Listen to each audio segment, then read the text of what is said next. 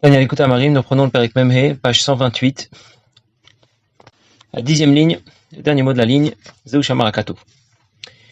Admor Zaken présente dans ce Perek une nouvelle option, une nouvelle façon de développer notre motivation à pratiquer Torah Mitzvot. On a appelé ça Midat Arachamim. Ça veut dire réaliser que notre Neshama qui vient de si haut a pu tomber si bas, déjà dans ce monde matériel. Et puis, dans ce monde matériel, elle a même pu commettre des fautes. Elle a donc sombré du côté des Shalosh Kippot Atmeot. En plus, dans sa chute, elle entraîne Dieu avec elle. Alors, on va faire de notre mieux pour la libérer des contraintes de l'âme animale, des difficultés de ce monde. Et c'est ce qui va nous motiver à pratiquer Torah Mitzvot. Et l'Admor Zaken rapporte le Pasuk qui raconte la rencontre de Yaakov et de Rachel. Zeu Shamar Katuv, Vaishak Yaakov le Rachel, Viset Kolo Bayevk.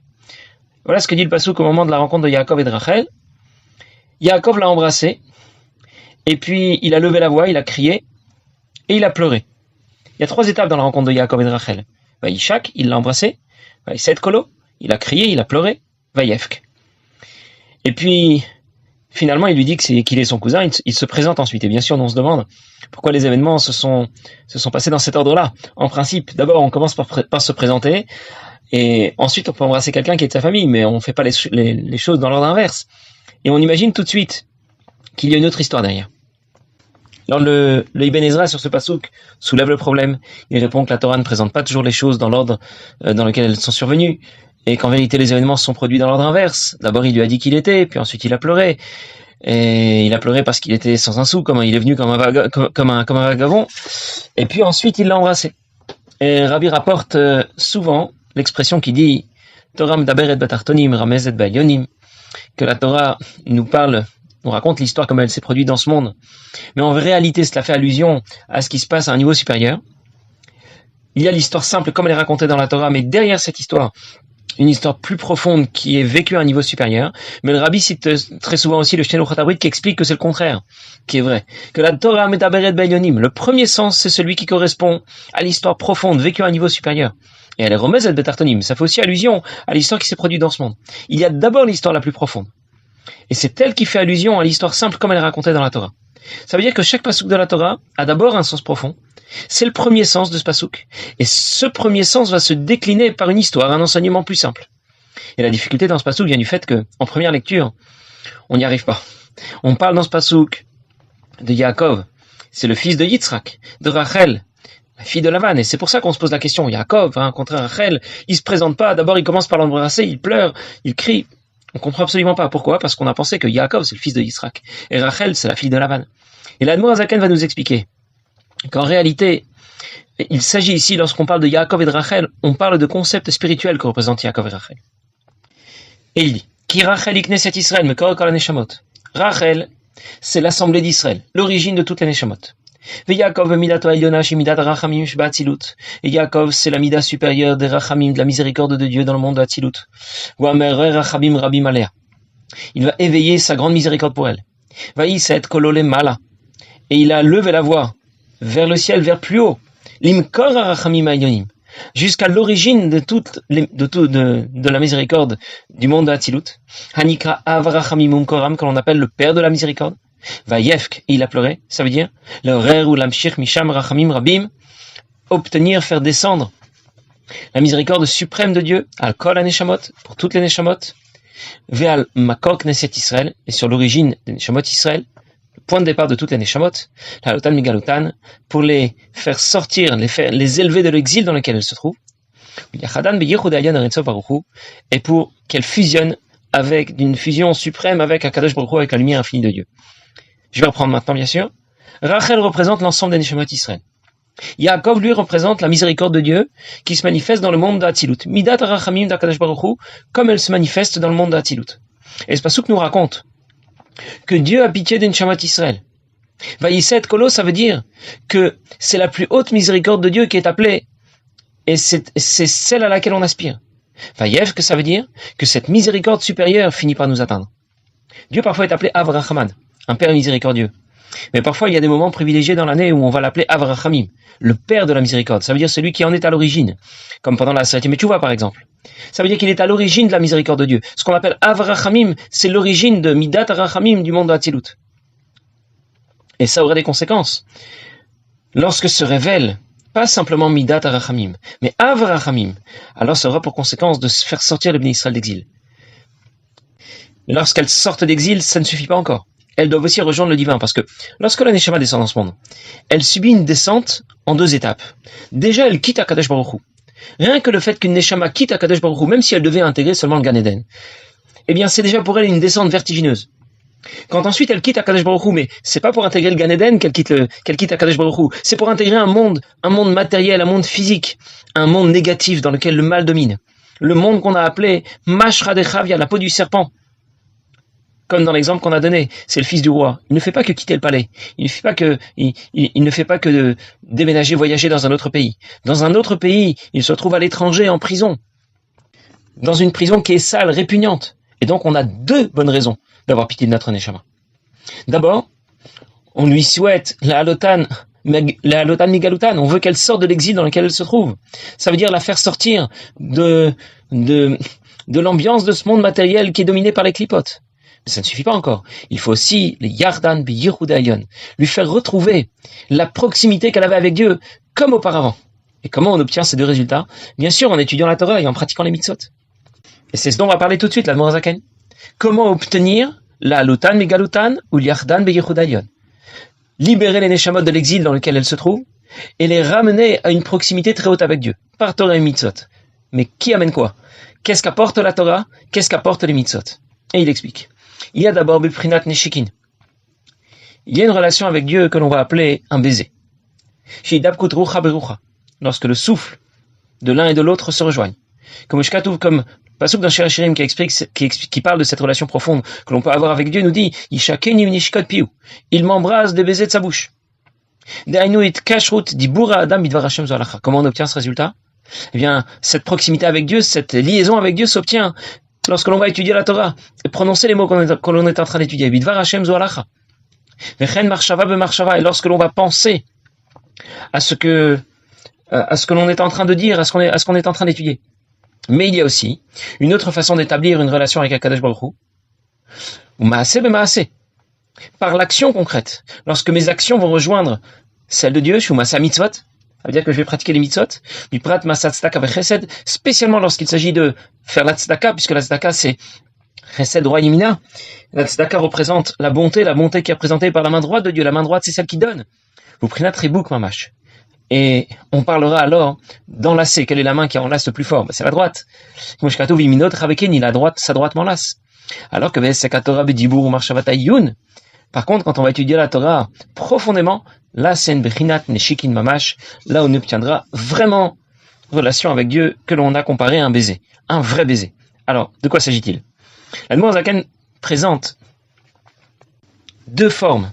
2 façons d'établir cette liaison avec Akadosh Baruch Hu, que l'on obtient par l'étude de la Torah et la pratique des mitzvot. Elle peut prendre 2 formes. Je vais vous donner un exemple. Quelqu'un retrouve un ami qu'il n'a pas vu depuis très longtemps. Eh bien, il a 2 moyens de lui montrer son affection.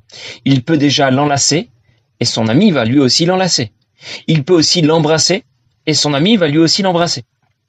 Eh bien, c'est de la même manière lorsque la Neshama retrouve Akadosh Baruch Hu. Elle peut embrasser Dieu, si on peut dire, et Dieu peut l'embrasser.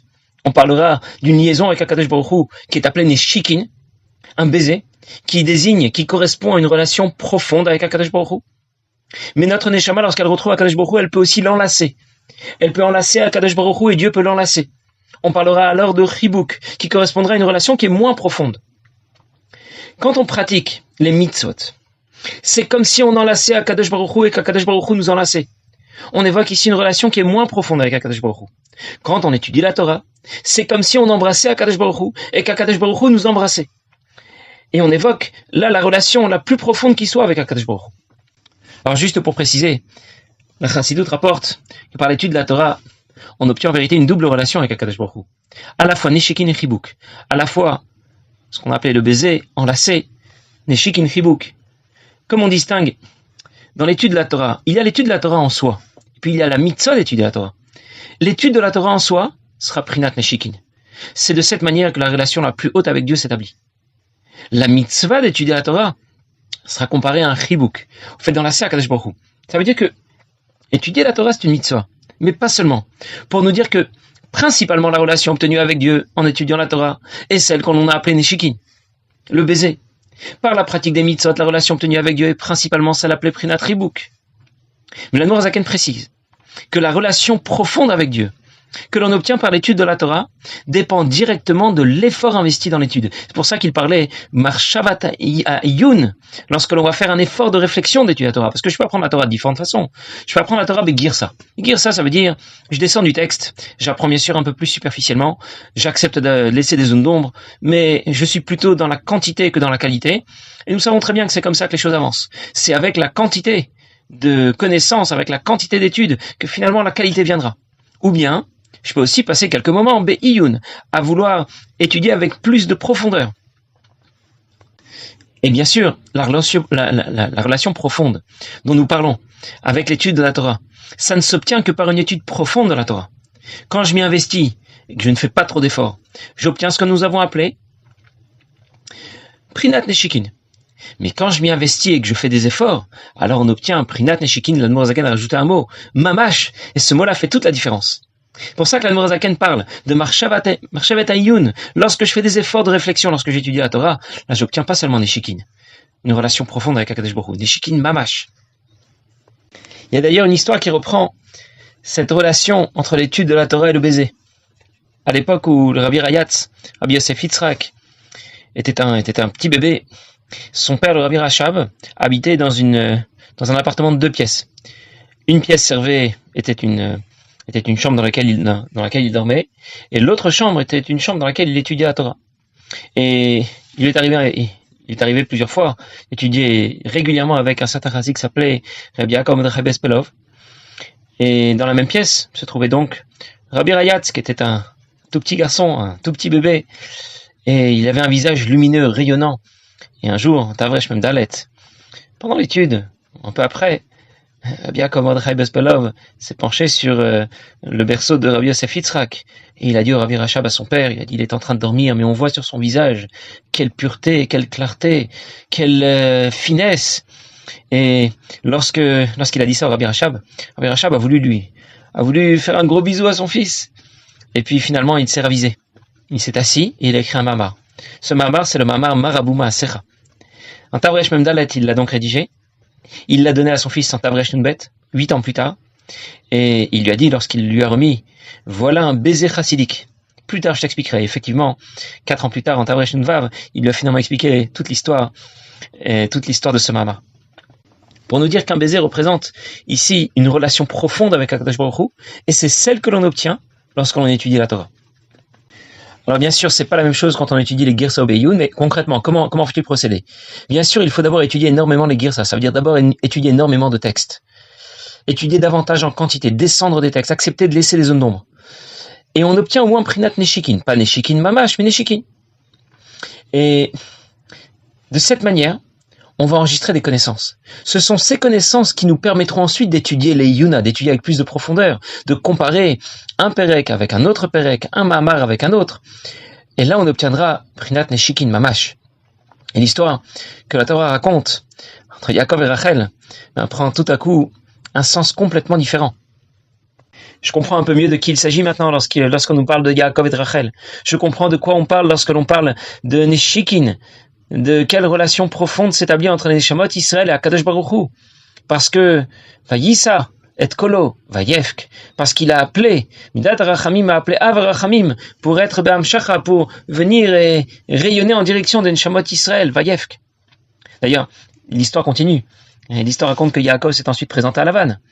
Et lui aussi l'a enlacé, l'a embrassé. Encore une fois, Lavan, ça ne représente pas que le beau-père de Yaakov. Il présente aussi un niveau du divin que l'on appelle le Loven Haïlion, la blancheur suprême, qui correspond à ce qu'il y a de plus haut, comme la partie blanche. Ce sera la partie la plus haute de notre cerveau, au-delà de la matière grise. Eh bien, la couleur blanche, c'est ce qui représente, ce qui est au-delà de toutes les autres couleurs. Pour toujours nous rappeler ce que disait le Shenuchot Abrit, Torah medaberet be'ilyonim v'romezet betartonim, que lorsque l'on raconte une histoire dans la Torah, bien sûr, bien sûr que l'histoire s'est produite comme elle est racontée, mais en même temps, elle s'est d'abord produite, Baelionim. Il y a d'abord un sens plus profond à toute cette histoire. Et c'est de cette histoire profonde que s'est retrouvée ensuite déclinée dans ce monde les différents événements de cette histoire. Et la Zaken conclut le Perek et Livine Aliedeze Yachol Lavo Liprinat Avaraba Vit Galut Libo. De cette manière, il pourra aussi révéler un amour très grand pour Akadosh Baruch Hu, qui dit Rtiv le Yaakov Shabbatat Avraham, comme Shider, comme Acher. Et comme c'est expliqué ailleurs, le Pasuk Yaakov qui a libéré Avraham. Bien. Qu'est-ce que la Zaken veut nous dire ici? Midat Rachamim, c'est aussi une façon d'être motivé à pratiquer Torah Mitzvot Lishma. Ça veut dire que je dispose de différentes façons de développer ma motivation. On a parlé de Yiratata, de Yiraïla, Avatolam, Avaraba, Nafshi Vitira, Kevarad Ishtadal. Différentes formes d'amour, de crainte pour Dieu. Et puis, dans notre Perek Midat Rachamim, il s'agit de prendre conscience, de réfléchir d'où vient ma neshama, où elle se retrouve maintenant. Et bien sûr, j'ai de la peine pour elle, j'ai de la peine pour Akadosh Baruch Hu qui l'a suivi. Comme j'aurais pitié de quelqu'un qui était très riche, qui est devenu SDF. Et c'est ce qui a motivé à pratiquer Torah Mitzvot, pour lui faire retrouver cette relation, cette proximité extraordinaire avec Dieu, celle qu'elle avait auparavant. Et la Zaken rajoute en plus, à la fin du Perek, que lorsque je vais développer Midat Rachamim, eh bien la porte va s'ouvrir de cette même manière sur Avaraba. Je vous rappelle tout de même ce que c'était qu'Avaraba. C'est une forme d'amour pour Dieu que je n'obtiens pas par mon effort. Je dois seulement être Shalem Be'yira. Je dois seulement être Shalem, être entier, complet en termes de crainte de Dieu. Bien moi, je dois me préparer suffisamment, mais c'est seulement Dieu qui m'offrira l'opportunité d'accéder à Avaraba, s'il le décide. Et nous avions appelé ça Avab Tanugim, un amour duquel on se délecte de la proximité avec Dieu. Ça veut dire qu'en développant ce type de motivation, qu'on a appelé Prinat Rachamim, Midat Rachamim, j'aurais pu avoir l'impression de passer à côté de tout le reste. Où est donc passé Ava, où est donc passé Yira, l'amour de Dieu, la crainte de Dieu? Du coup, on ne parle plus que de Midat Rachamim. On est passé peut-être à côté de quelque chose d'énorme. C'est pour cette raison que l'Admor Zaken précise.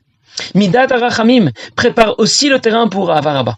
Et il cite le Pasuk. Yaakov qui a libéré Avraham. Le pshat, c'est quoi?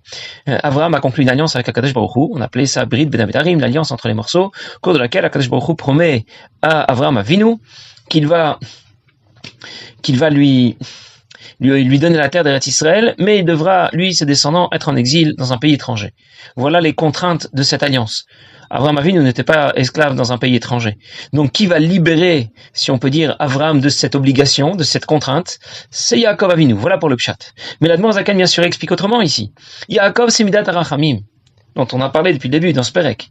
Avraham, c'est Midat Chesed, c'est la bonté, c'est l'amour pour Dieu. Et le Pasuk veut nous dire, Yaakov libère Avraham. Si je m'engage à pratiquer Torah Mitzvot, en étant motivé, Midat Rachamim, en prenant conscience de tout ce dont on a parlé dans ce Perek, eh bien, je prépare aussi le terrain à Avraham, c'est-à-dire à Avaraba, à cet amour très grand et très puissant dont nous avons déjà parlé dans un Perek précédent. Passez une bonne journée.